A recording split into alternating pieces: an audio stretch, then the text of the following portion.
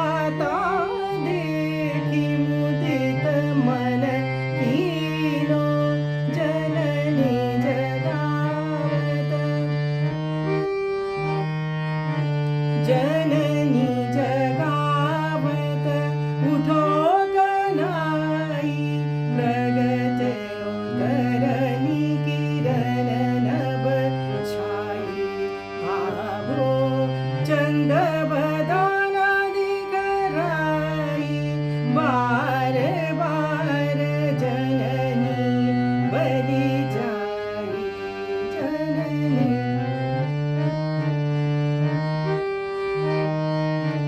सखा द्वार सब तुम ही बुलावत तुम कारण मो द्वारे आवत सूरदास उठी दर्शन दीनो माता देखी मुदित मन कीनो जननी जगावत